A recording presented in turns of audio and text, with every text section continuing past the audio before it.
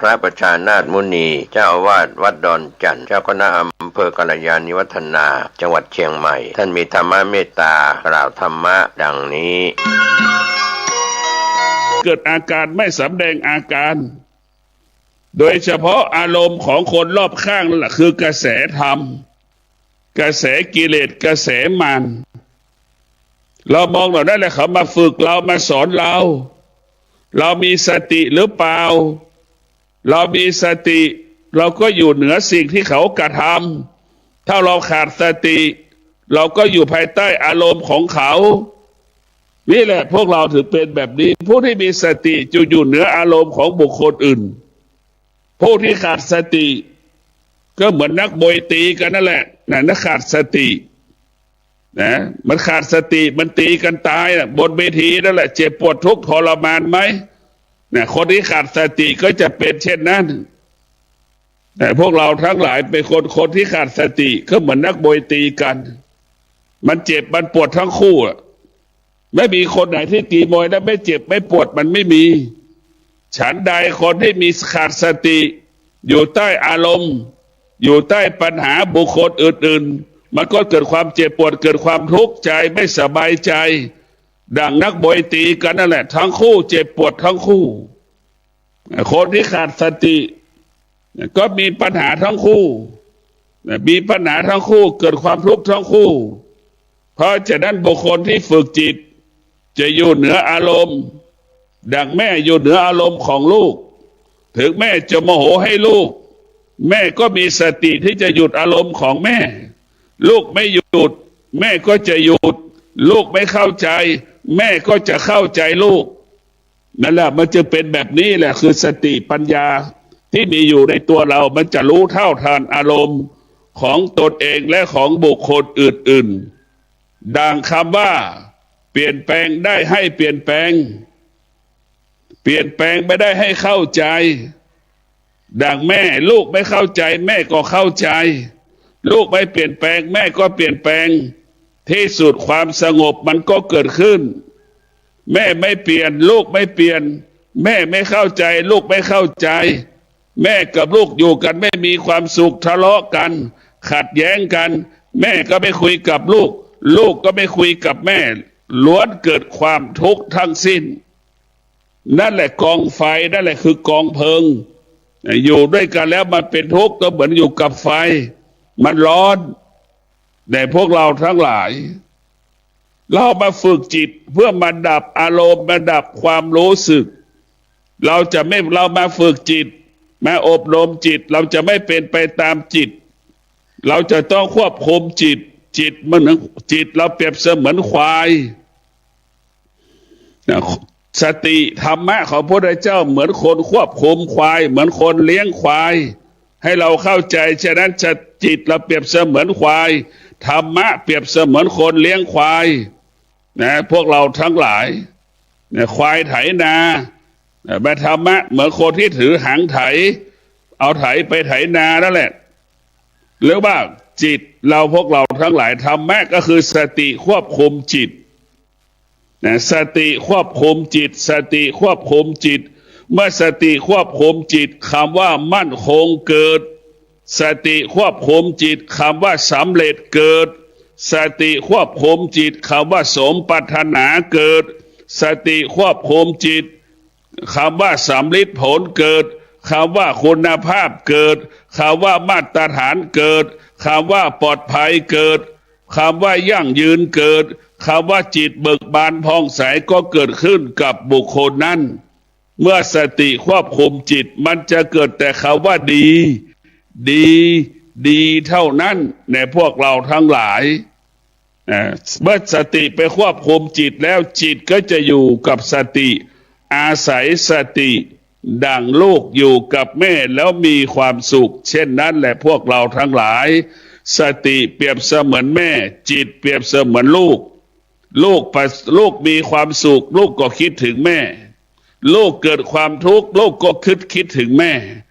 นั่นแหละมันเป็นธรรมชาติของจิตกับสติเมื่อสติ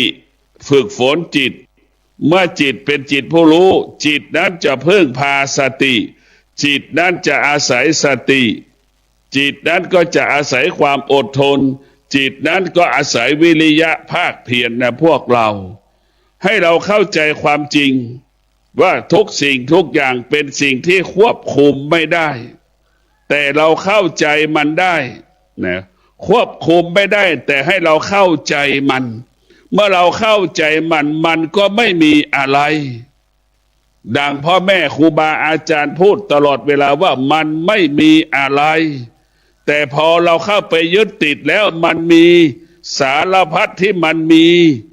ถ้าเราไม่ยึดติดมันก็ไม่มีอะไรสักอย่างเนี่ยพอเราไปคิดมันก็สิ่งนั้นเกิดขึ้นมาทันทีมีสิ่งนั้นมีสิ่งนี้มีสุขมีทุกข์แต่ถ้าเรามีสติเราไม่ตอบสนองสิ่งที่เรารู้มันก็ไม่มีอะไรแต่เราเข้าใจว่ามันมีอะไรนั่นแหละมันจะเกิดความทุกข์มันจะเกิดความสุขมันจะเกิดสิ่งที่พอใจมันจะเกิดสิ่งที่ไม่พอใจเกิดขึ้นกับชีวิตของเราในพวกเราต้องเข้าใจว่าชีวิตของเรามันไม่มีอะไรคนทั้งโลกคนทั้งโลกเราเป็นเช่นไรคนทั้งโลกก็เป็นเช่นนั้นถ้าคนทั้งโลกฝึกจิตของคนทั้งโลกก็เป็นจิตผู้รู้เหมือนกันหมดในพวกเราทั้งหลายสุนัขหมาที่ไหนก็แล้วแต่หมาทั้งโลกถ้าถูกได้รับการฝึกฝนอบรมหมานั่นก็จะเป็นหมาแสนรู้เสมอเหมือนกันหมดเนี่ยว่าเหมือนกันหมดมันไม่มีอะไรเหมือนกันไม่มีอะไรที่มันแตกต่างกันผู้ที่มีปัญญาจึงเห็นว่าสิ่งต่างๆที่อุบัติเกิดขึ้นนี่เสมอเหมือนกันหมดดังคนทุกคนเกิดมาก็มีความอยากความต้องการเสมอเหมือนกันหมดมีกิเลสมีตัณหามีราคะเสมอเหมือนกันหมดในพวกเราให้เข้าใจว่ามีกิเลสตัณหาราคะเสมอเหมือนกันหมดอยากได้อยากมีเศร้าโศกเสียใจเสมอเหมือนกันหมดเกิดมาแล้วก็มีคำว่าแก่คำว่าเจ็บคำว่าตายเสมอกันหมด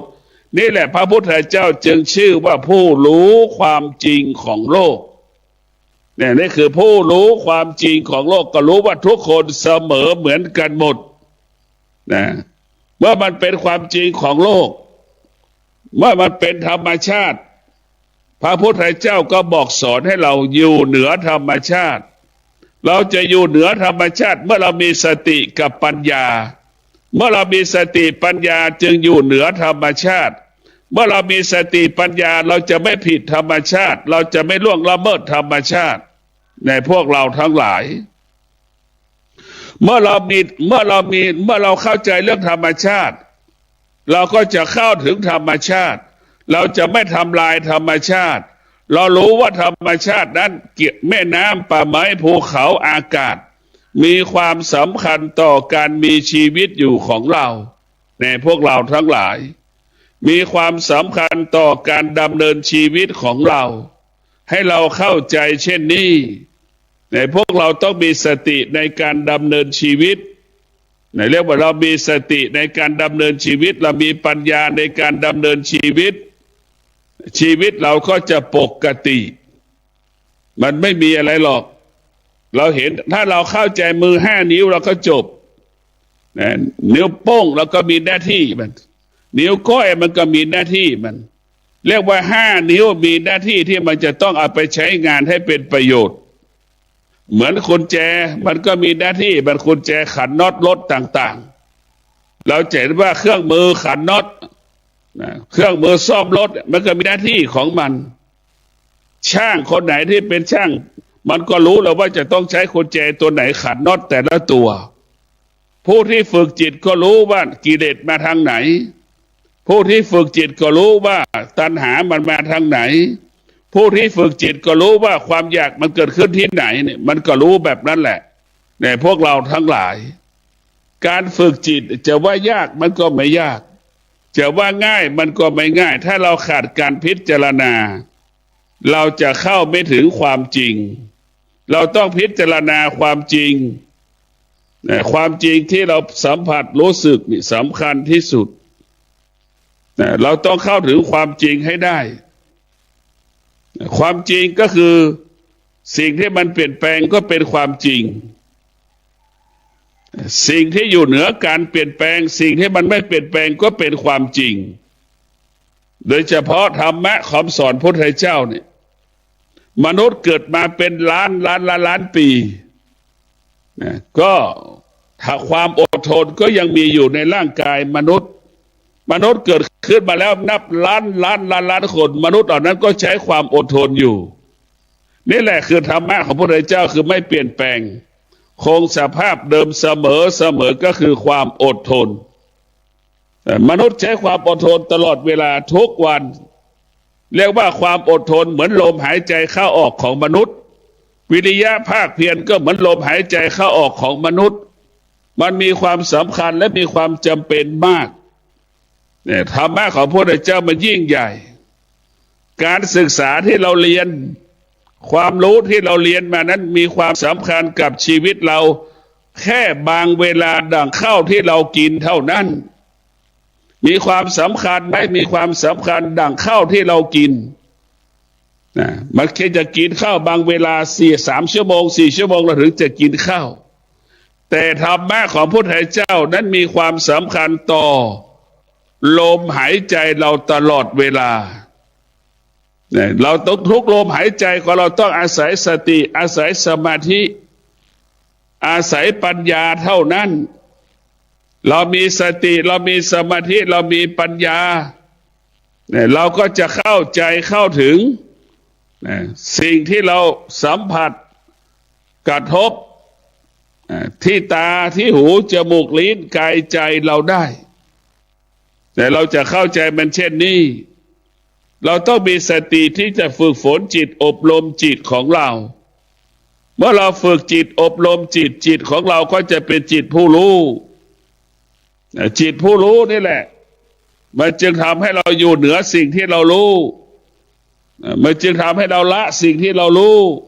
มันจึงทำให้เรานั้นไม่ตามรู้แต่จิตผู้รู้เนี่ยมันจะไม่ตามแต่มันจะไม่ตามพวกเราทั้งหลายมันจะไม่อยู่ใกล้เหมือนคนไม่อยู่ใกล้งูเห่าหรอกทุกคนรู้ว่างูลักษณะงูเห่าเป็นแบบไหนกิเลสตัณหาราคะเปรียบเสมือนงูเห่านั่นแหละกิเลสตัณหาราคะเปรียบเสมือนจงอางนั่นแหละกิเลสตัณหาราคะเปรียบเสมือนเสือนั่นแหละกิเลสตัณหาราคะเหมือนจระเข้นั่นแหละพวกเราทั้งหลายมันไว้ใจไม่ได้เราเผลอสติเราเผลอเมื่อไหร่จิตเราเผลอเมื่อไหร่เราจะถูกกิเลสตัณหาราคะความโลภความโกรธความหลงกินเราทันที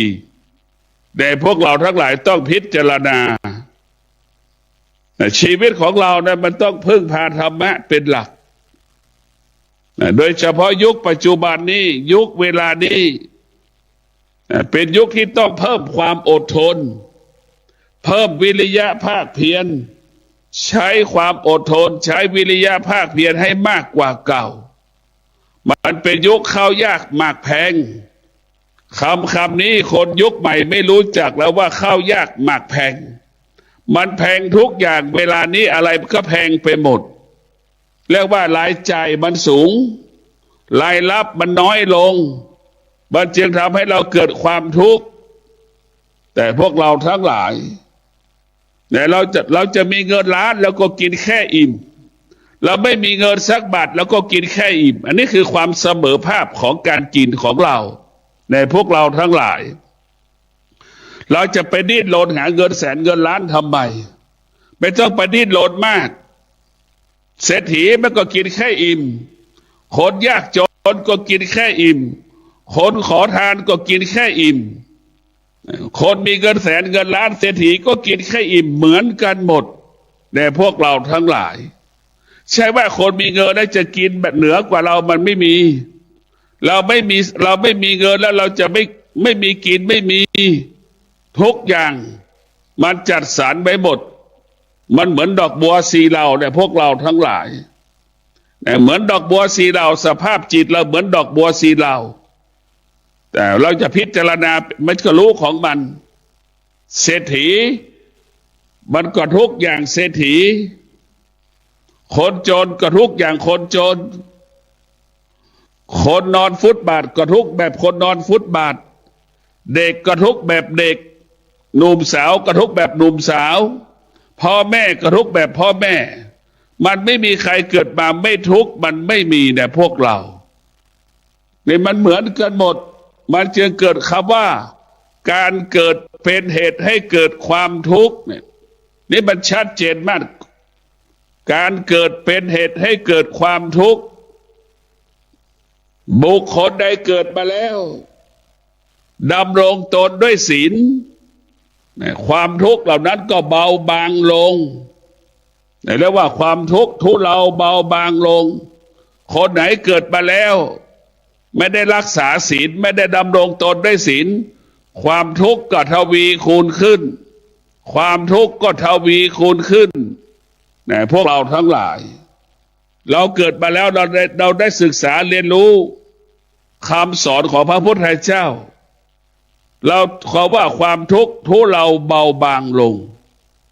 แต่พวกเราทั้งหลาย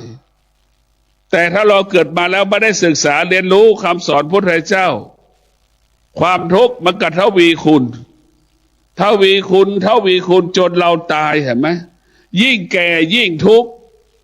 ยิ่งแก่ยิ่งทุกข์ก็แล้วว่ายิ่งแก่ก็ยิ่งโง่เนี่ยเรียกว่ายิ่งแก่ยิ่งทุกข์ยิ่งแก่ยิ่งโง่ถ้ายิ่งแก่แล้วจิตสงบยิ่งแก่ยิ่งรู้ยิ่งแก่ยิ่งรู้แล้วเฉยแก่แล้วไม่ทุกข์ยิ่งแก่ยิ่งรู้ยิ่งแก่แล้วรู้ว่าสุขรู้ว่าทุกข์ไม่ตอบสนองแก่แล้วมีปัญญาแล้วว่าแก่ด้วยความรู้แก่โดยวิชาปัญญาจะไม่ตอบสนองสุขกับทุกข์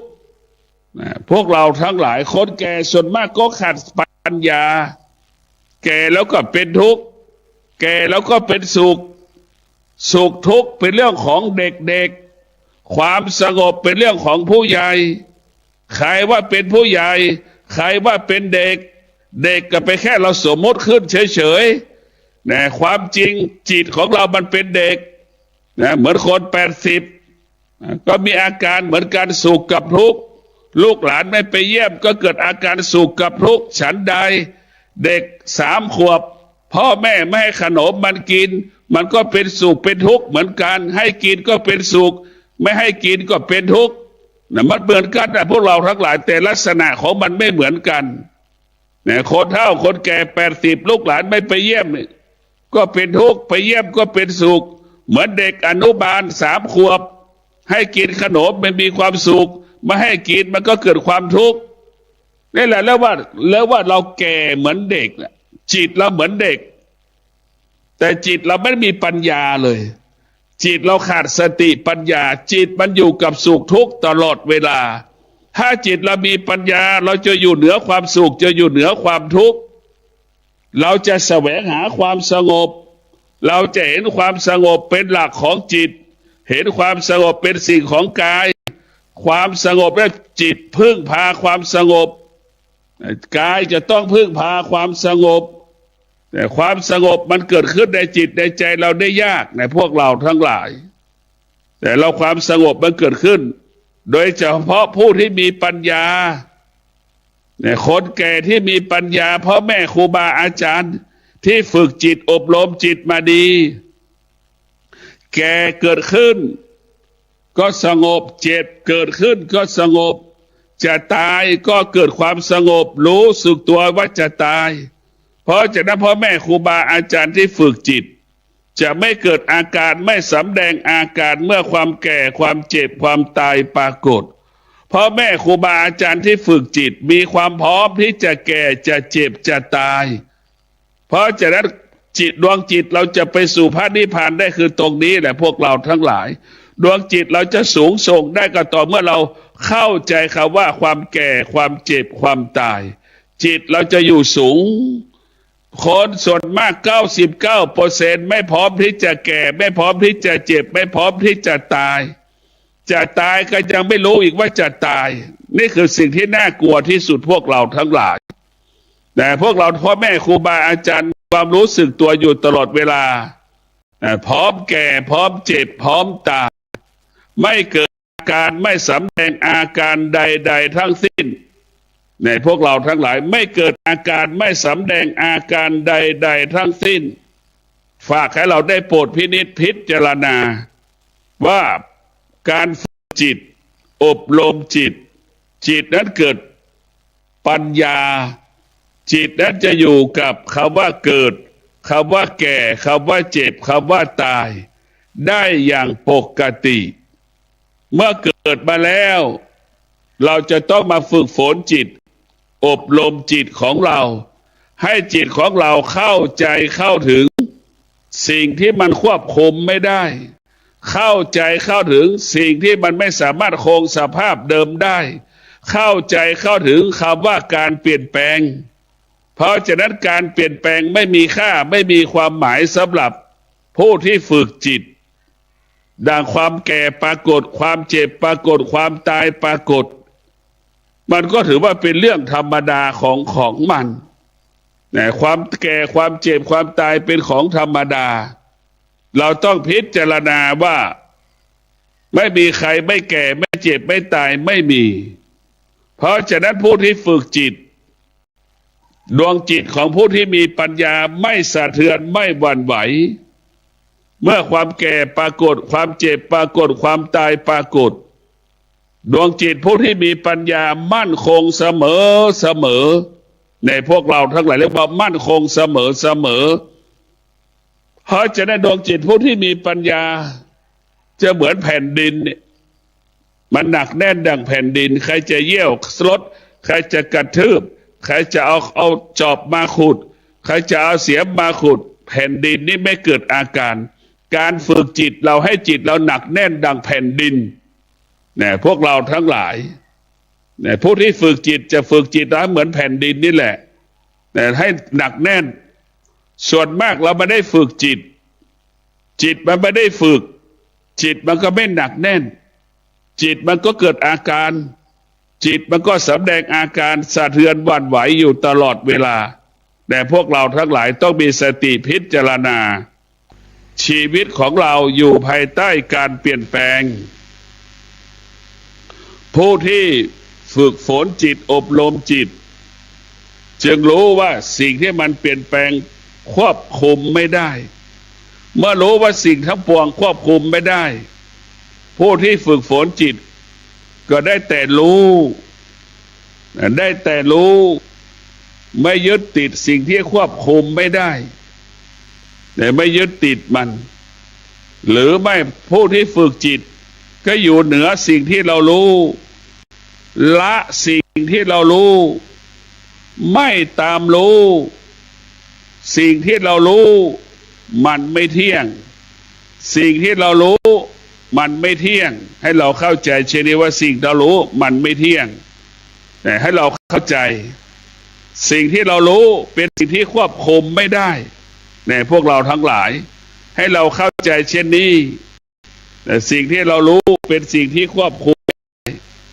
สิ่งที่เรารู้เป็นของไม่เที่ยงเป็นสิ่งไม่เที่ยงเมื่อเราเข้าใจเช่นนี้สภาพจิตเราก็สงบความสงบก็เกิดที่กายกับจิตดังเช่นเวลานี้รายรับน้อยรายจ่ายมันผู้เป็นพ่อผู้